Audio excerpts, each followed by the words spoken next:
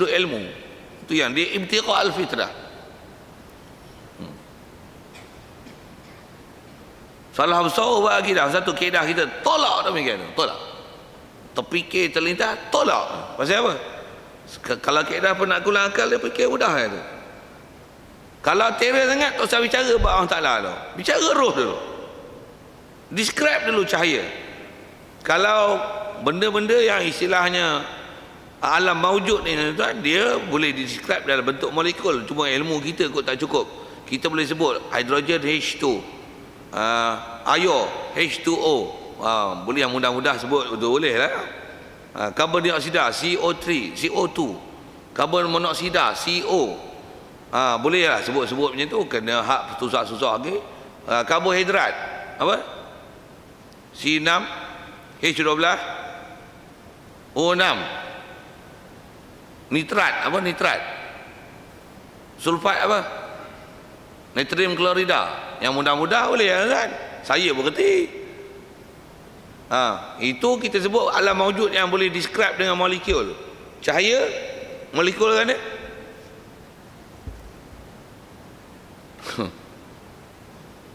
Api molekul kan dia? Saintis pakar-pakar dalam dunia pun tak boleh molekul kan dia? Pasal dia undescribable. Tak boleh nak describe. Guna bahasa orang putih tu sikit. Macam mana kalau sikit dia sebut air, dia uncountable. How can you count it? Walaupun boleh sebut dengan formulasi H2O, nak tengok, nak describe lebih-lebih tak pandai tak? Macam mana boleh dia boleh bertukar daripada situasi pepejal, cair dan gas. Dia cerita dengan bentuk-bentuk penstrukturan. Yang ni sejuk dia rapat, dekat pepejal. Bila panas sikit, suhu bilik cair, renggang, cair. Bila dia dipanaskan, dia akan banyak gerakan, ada gerakan kinetik, keupayaan, panas, dia punya daya lekatan dia akan jauh, renggang, terbebas dalam bentuk gas. Takat tu saya reti cerita. Saya boleh describe lagi dekat tu. Saya pun kelas sains kat dulu. Takat tu boleh cerita. Tapi kalau nak cerita cahaya, dia boleh cerita kelajuan cahaya per second berapa, untuk berapa lama jarak matahari nak sampai ke bumi. Jadi you boleh cerita takat tu saja. Apa dia cahaya? Itu pun tak boleh describe. Makhluk pun kaedah berfikir mantiki dia macam ni. Makhluk pun you kan tak boleh describe. How can you describe about Allah Ta'ala? Impossible. Bahkan gila. Tak masuk akal. Impossible. Kalau kata sebut lafaz, yes, lafaz. Pasal Quran datang dengan lafaz tersebut. Cuma what's the meaning? Tu tolak demikian tu. Tanzih ada. Satu salah kalau ada orang ajar akidah, kata dia Allah Ta'ala ada muka, Allah Ta'ala ada tangan. Lepas tu ayat dia lagi yang layak dengan Allah Ta'ala. Layakkah dengan makna itu? Dia kata mestilah ada muka-muka yang layak. Kita ada muka, Allah Ta'ala ada muka. Oi, biar benar. Biar benar. Yang tu memang akan jumpa akan datang. Cuma nak sebut prinsipnya tolak demikian tu. Ada tak clear, bagi clear tu. Baik, antara kaedah tolak dia sebut dalam kitab ni macam mana? Tolakkan dia dengan ayat macam ni. Tidak tahu zat Allah Ta'ala melainkan Allah. Bahkan tiada tahu hakikat roh melainkan Allah. Tiada tahu hakikat malaikat melainkan Allah. Makhluk pun kita tak boleh describe. Dari sikit dah penaklukan akal dia mudah gitu. Makhluk pun tak boleh describe. Jadi gunakan kapasiti itu, apatah lagi nak describekan pada Allah Ta'ala. Kalau ada orang describe, istilahnya cuba mengharungi lautan yang luas dengan tanpa alat. Jangan buat pasal lah. Nak buat pembedahan tapi pakai kuku, mampu kan? Awal lagi. Nak harungi lautan ini dengan tulang 4 kerat. Kapal selam pun senada nak cari MH370 tu pun tak berita dok royuk lagi. Ni kau nak bicara bab ketuhanan, tak usah sembang. Nak bicara pun bicara mana ni? Bicara tentang hakikat Tuhan. Itu bicara. Kita bicara situ. Jadi tidak tahu zat Allah Ta'ala melainkan Allah. Itu yang sama yang lagi. Tiada tahu hakikat roh melainkan Allah Ta'ala. Tiada tahu hakikat malaikat melainkan Allah. Tiada tahu hakikat Lauh Mahfuz melainkan Allah. Tiada tahu hakikat arash melainkan Allah. Walaupun ada maklumat setakat kata wa kana arshuhu 'alal ma'. Arash dia atas air. Takat tu ya. Boleh cerita takat tu ya. Tapi macam mana air atas arash, arash duduk atas air, tu air tu duduk kat mana? Tak reti pura. Diam. Macam mana pun masih boleh sebut macam tu pasal tu makhluk. Setakat tu je, setakat tu je. Macam mana hang boleh kata Allah Ta'ala ada muka, muka yang layak? Tak betul.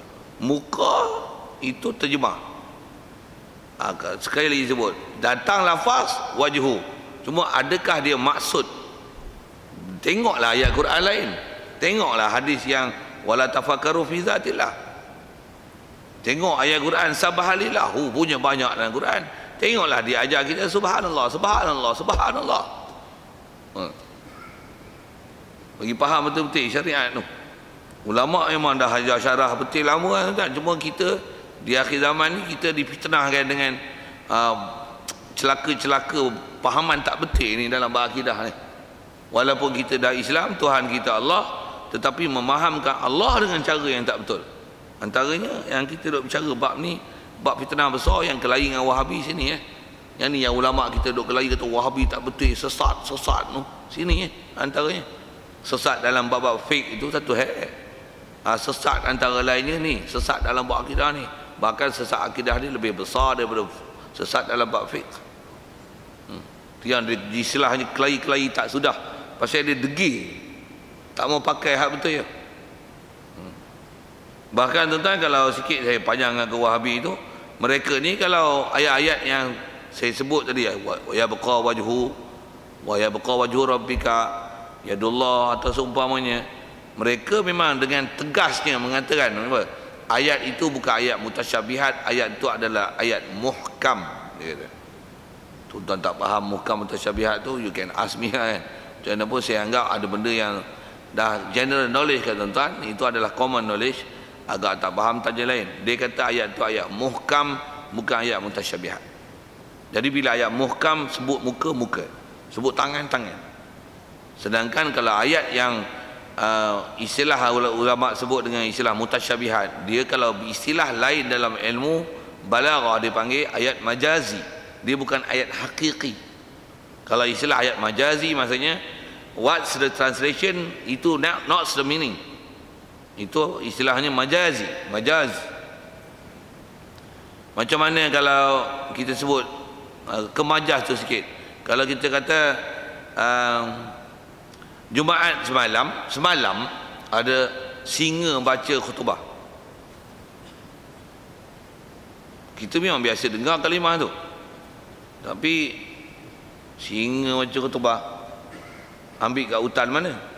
Ada tak soalan macam tu? Bodoh.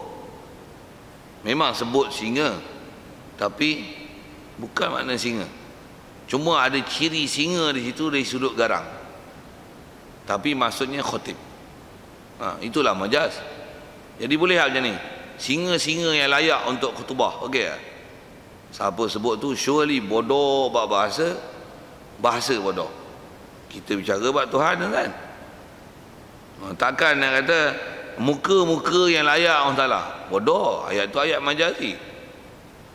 Macam mana bodoh yang dia kata singa-singa yang layak boleh baca khutbah. Bodoh gila punya tuan-tuan dia kata muka-muka yang layak dengan Allah Ta'ala. Tak betul. Pasal muka adalah komponen dan juzuk. Kalau dengan translation, habis itu apa? Mesti bukan makna muka. Mesti bukan makna muka. Habis-habis tak hurai kata macam ni, wallahu alam. Apa makna muka? Dia mesti ada makna. Macam mana sebut singa yang baca khutbah, mesti ada makna singa. Tapi bukan singa hutan tu. Mesti ada makna muka. Mesti makna mesti ada. Pasal Quran takkan turun tanpa kosong makna. Mesti ada makna, tapi apa makna? Tak boleh describe, jangan describe lah. Pasal dia kalau bicara bab zat Allah Ta'ala tu, nanti kalau orang soal Allah Ta'ala ni muka ke, tangan ke, mata ke, Allah Ta'ala ni cahaya ke, disebut tanur tu. Mesti ayat dia tolak demikian tu. Saya syarah semua tu, dah ambil prinsip tu. Dan kaedah dia, antara kaedah tolak, tiada tahu zat Allah Ta'ala melainkan Allah. Kenapa guna masalah zat? Pasal hadis Nabi, wala tafakkaru fi zatillah. Don't ever you think, jangan sama sekali kamu fikir dalam bab zat ketuhanan. Kaedah penaklukan pun dah ajar. Bab roh pun you tak boleh describe. Macam mana you dah describe Allah Ta'ala? Itu dalam Quran datang, memang Quran datang. Tapi ayat Quran tu adakah semua ayat-ayatnya ayat hakiki, ayat muhkam? Dia ada ayat mutasyabihat.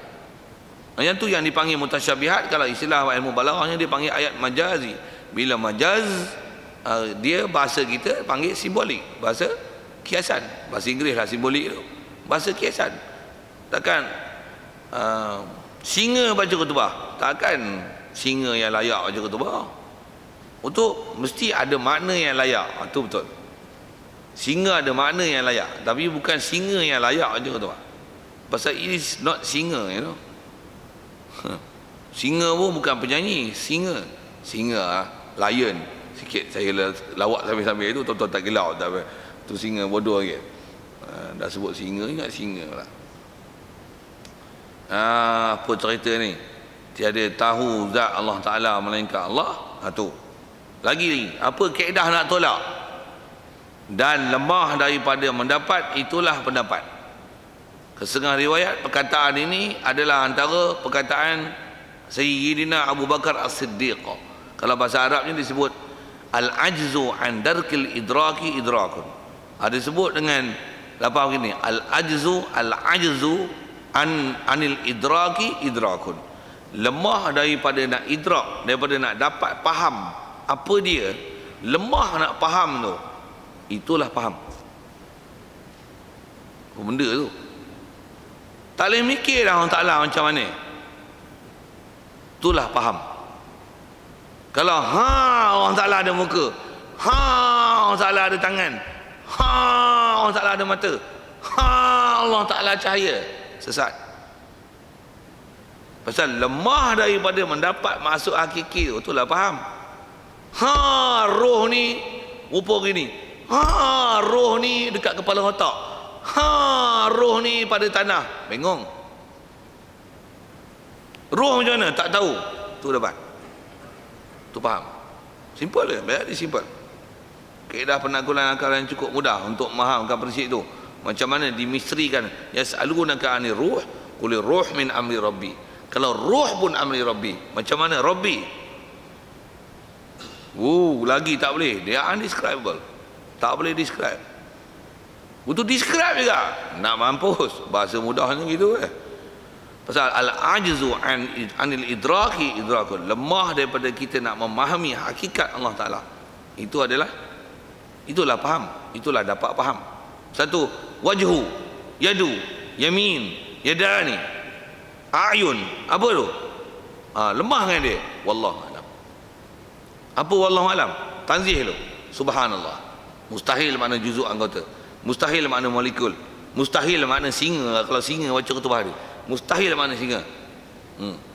Kalau ada orang main Minang, saya ada bunga di rumah ni, ada kumbang yang terpikat dengan bunga tersebut, mesti ada sesuatu tu.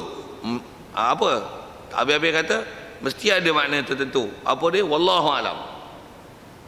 Cuma itu dalam saya nak ajar konteks majazi, bahasa simbolik. Jadi lemah daripada kita nak memahami hakikat Allah Ta'ala tu. Maksudnya itulah faham dalam bab yang sepatutnya kita memang nak faham ni, yang kata Allah mesti mukhalafah dalam hadis. Sekali lagi nak sebut tu bahaya tuan-tuan, kalau ada orang memang faham mentah-mentah Quran. Dia kata Allah cahaya. Tentu kalau kita minta spesifik lagi, dia surrender balik. Surrender tu menunjukkan bahawasanya apa yang ulama ahli sunnah wal jamaah kita ajar tu betul lah. Surrender dalam mana? Allah Ta'ala ni cahaya kah, muka kah, tangan kah, kaki kah? Dia kata semua tu Allah Ta'ala. Cuba matching kan ayat Quran tu. Dah kata muka, tangan, mata, sagi mesti bercantum. Bila dah bercantum molekul. Nanti jumpa dalam depan kita belajar. Qul huwallahu ahad. Allahus samad. Dia apa? Bila ahad, lam yalid wa lam yulad. Dia tak diperanakkan. Lam yalid, dia tak beranak. Maksud dia tak beranak apa? Dia bukan keluar daripada sesuatu. Tak keluar daripada dia sesuatu. Itu maksud beranak. Walam yulad, bukan diperanakkan. Maksudnya bukan ada dia bukan keluar daripada sesuatu. Kalau yang tadi lam yalid, bukan ada sesuatu keluar daripada dia. Pasal apa? Pasal dia ahad.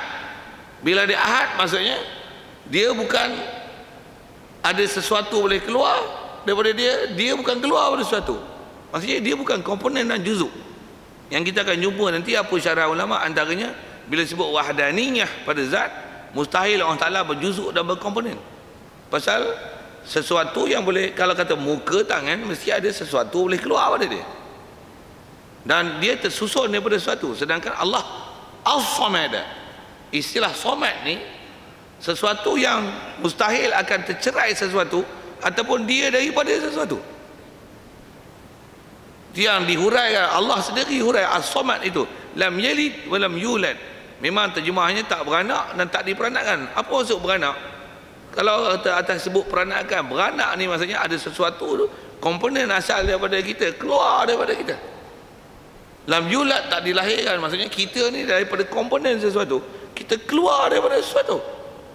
Allah subhanallah, lam yalid wa lam yulad.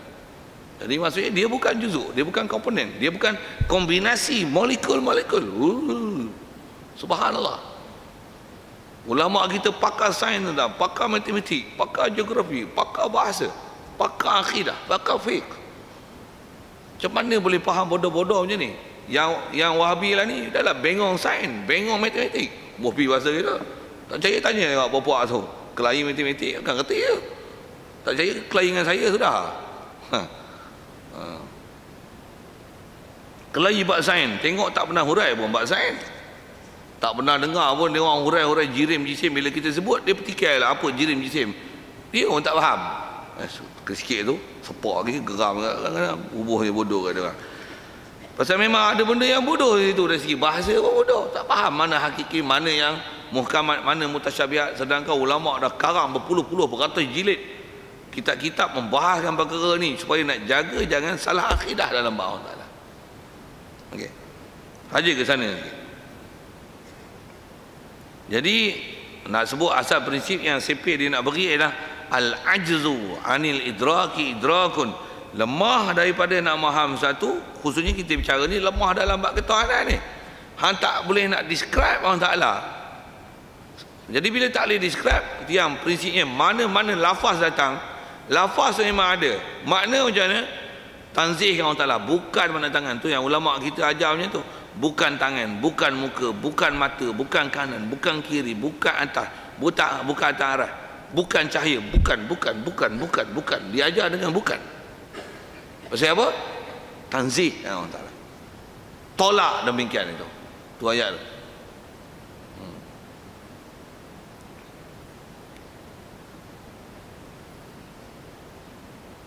Jadi dengan apa yang disebut kaedah tu al-ajzu anil idraki idrakun, habis perkataan tu. Kemudian dia sebut dalil mukhalafah lil hawadis. Macam mana pun soalanlah sekali lalu tentang apa kita bicara tu, tentang nak sebut lintasan hati, gangguan, dan nak prinsip masih mukhalafah lil hawadis, dan dia nak ajar, dan prinsip kita ulama sebut dengan istilah takdis, tanzih, dan apa-apa yang kesamaran datang tu. Kenapa ayat-ayat Quran tu istilahnya ditakwil? Kenapa ayat Quran tu diistilahkan mutasyabihat? Pasal ada kontradik, percanggahan, ta'arud dengan ayat-ayat Quran lain. Itu mesti diselesaikan. Bila selesai tu tiang ada istilah muhkam, mutasyabihat. Jangan ambil faham maksud mutasyabihat dengan mentah-mentah. Pula tu yang dipakai tu bukan lafaz Arab, dipakai dengan terjemahan. Pula tu Arab ada hakiki majazi, dipakai dengan mana hakiki, sedangkan ayat adalah ayat majazi. Banyak kesalahan itu. bahasa salah, bab ketuhanan salah, bab kaedah berfikir salah. Okey, soalan kalau ada.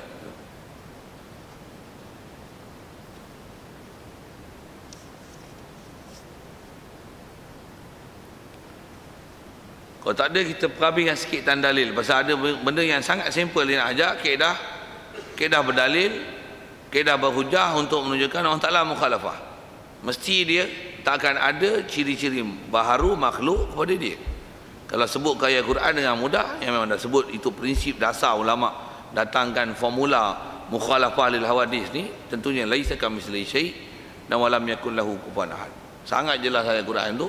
Begitu juga ayat-ayat Quran yang mengarahkan kita bersihkan Allah Ta'ala. Sabbihisma rabbikal a'la, bersihkan nama Tuhan kamu. Kalau tengok dari segi majazi dan balaghah dia, tuan-tuan, di situ tak mana Allah Ta'ala fokuskan sabbihisma rabbikal a'la. Terjemah apa? Bersihkan nama Tuhan kamu. Allah ni jangan kata nak bersihkan zat dia daripada perkara tak layak. Ayat Quran itu mubalaghah dia apa? Bersihkan nama Tuhan. Nama dia pun kau bersihkan, kau jangan merepet nama-nama yang Allah Ta'ala tak mention kat kita, jangan doakan. Bersihkan namanya. Kalau nama dia pun kena bersih, zat dia macam mana? Apatah lagi. Bahasa dalam, bahasa Quran kan. Bukanlah maksudnya bersihkan nama, zat dia tiba habis macam mana pun. Macam tu. Bengong kaedah berfikir kita. Saya nak sebut dalam prinsip mudah ayat Quran, ambil daripada laisa kamitslihi syai' lam yakul lahu kufuwan ahad sabbihisma rabbikal a'la. Dan diajar pula dengan subhanallah, subhanallah. Sikit lagi dengan kaedah nahwu, kaedah tata bahasa. Kalau kita tengok subhanallah, dia ialah masdar daripada sabaha. Sabaha yasbahu subhan. Kaedah ni kalau kita belajar, dia ialah lafaz masdar. Dia macam darban, sa'yan bil khair, ihsanan bil walidain. Apa lagi? Darban Zaidin. Apa tu? Kalimah tu kalimah masdar. Bahasa Arab ni kalau masdar antara i'rabnya i'rab mafhum mutlak. Tuan-tuan tak faham tu, tuan-tuan dengar saya khabar, saya nak sebut. Yang ni saya syarah dengan Arabic grammatical, Arabic grammatical, grammar Arab. Kalau sebut subhana, asalnya tu takdir kalam ni usabbihu subhana. Dia sebut macam darabtu Zaidan darban. Aku pukul Zaid darban. Macam waratilil Qur'ana tartilan, ada tartilan. Kallamallahu Musa takliman, ratilil Qur'ana tartila, nazzihillaha tanzihan, wahidillaha tauhidan. Saya sebut i'rab mafhum mutlak ni. I'rab mafhum mutlak kalau ikut dia di'irabkan, kalau kata ratilil Qur'ana tartila, tartilkan Quran setartil-tartilnya. Kalau kata ayat Quran tu, kalau kata ihsanan, ahsin bil walidaini ihsanan wa bil walidaini ihsanan, asalnya ahsin bil walidaini dan ahsin ihsanan, tapi tak sebut ahsin, sebut ihsanan saja. Apa maksudnya? Buatlah baik dengan ibu bapa kamu, baik sebaik-baiknya. Tu gila punya baik kan. Bacalah Quran tertil setertil-tertilnya. Mungkin boleh faham format bahasa itu. Apa maksud subhanallah? Usabbihu subhanallah. Maksudnya aku bersihkan Allah Ta'ala sebersih-bersihnya. Oh, tak faham ke bahasa itu? Doa aku bersihkan Allah Ta'ala sebersih-bersihnya. Subhanallah, subhanallah, subhanallah. Tapi Allah cahaya. Nak mampu ke? Wabil walidaini ihsana. Buat baik dengan ibu bapa kamu, baik sebaik-baiknya. Tapi dia tampur mak dia. Bodoh gila. Ratilil Qur'ana tartila, tapi baca Quran punya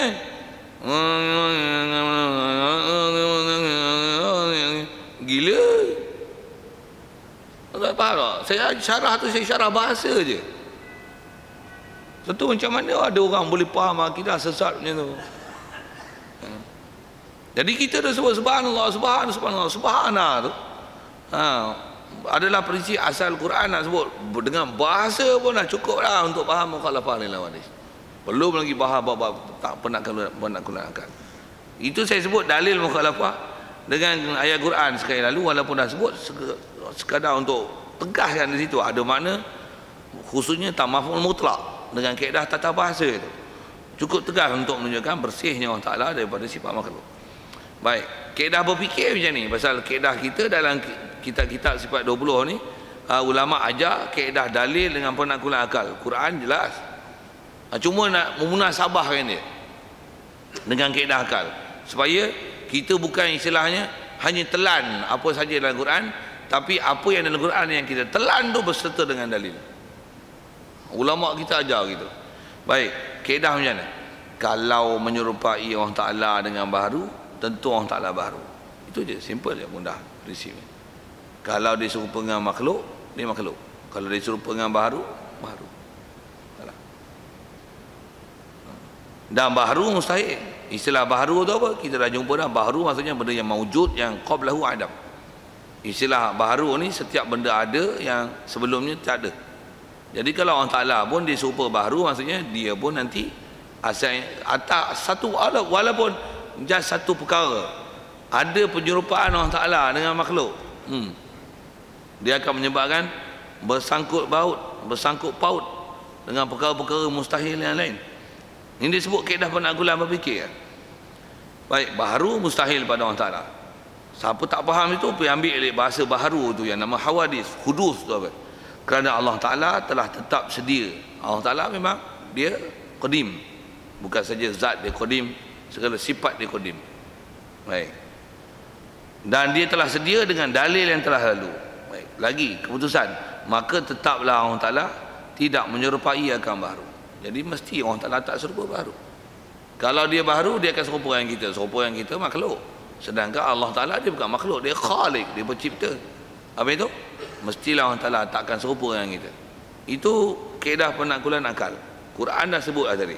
Baik saya sebut dengan kaedah penaklukan tentang roh, tentang kata roh makhluk pun tak boleh nak fikir, hadis pun dah ajar, dah wala tafakkaru fi zatillah, dengan kaedah nahu pun dah selesai, dengan mafhum mutlaknya subhanallah, maksudnya aku bersihkan sebersih-bersihnya. Dengan ayat pula laisa kamitslihi syai', ayat pula lam yalid wa lam yulad wa lam yakul lahu kufuwan ahad, ayat pula as-samad, dia adalah ahad, mustahil ada juzuk anggota pada dia. Oh, macam mana lagi boleh faham salah tu? Terfikir tak? Al-ajzu anil idraki idrakun, lemah daripada kita nak dapat faham apa dia hakikat Allah, itulah faham namanya. Baik, jadi mestilah Allah Ta'ala mustahil baharu. Dan mustahil, dan kalau dah kata mustahil baharu, tentulah mustahil awalnya, iaitu Allah menyerupai akan yang baru. Okey, siap. InsyaAllah kita jumpa akan datang peringatan apabila datang Quran hadis. Yang ni disebah baca baru nak jumpa. Ada prinsip yang dah sebut. Macam mana pun insyaAllah kita cerita sekali lagi bab tu. Agak-agak tak puas hati kalau sebelum ni ada apa-apa, standby elok-elok sekali lagi kita baca. Ada hujah apa-apa ataupun pernah dengar ada ustaz-ustaz lain ajar dengan lain daripada macam mana duk mengaji ni, lempahkanlah kod-kod. Tuan-tuan yang muskil tu boleh saya tolong selesaikan. Pasal dia mesti selesaikan bab ni. Mesti bagi selesai. Tuan-tuan ada berbuku yang ni tak berfaham lah, clash lah, ustaz ni kata macam ni, ustaz ni macam ni. Pasal yang cerita pun ustaz juga. Tuan-tuan jangan kata macam ni lah, buat faham bodoh. Ustaz dengan ustaz takkan semua, takkan ada yang tak betul. Ustaz mesti betul. Ni Ustaz. Jangan main bab ni. Awak pula ada ustaz tak betul. Nabi pun ada nabi palsu. Buat bingung. Zaman Nabi lagi ada nabi palsu. Ustaz, kadang-kadang nama je ustaz tapi putat, jangan tak tahu. I'm sorry lah nak sebut bahasa-bahasa itu kan. Jadi ensure yourself, saya selalu sebut tu, ensure yourself you get information from the right person. Okay, insyaAllah kita tengok akan datang, dan ambil faham elok apa istilah-istilah yang kita akan jumpa, apa yang nama salaf qalaf itu, dan selesaikan ayat mutasyabihat tu, apa prinsipnya, macam mana nak buat, walaupun dah sebut dah sebenarnya. InsyaAllah kita jumpa. Wallahu a'lam. Macam mana pun soalan kalau ada.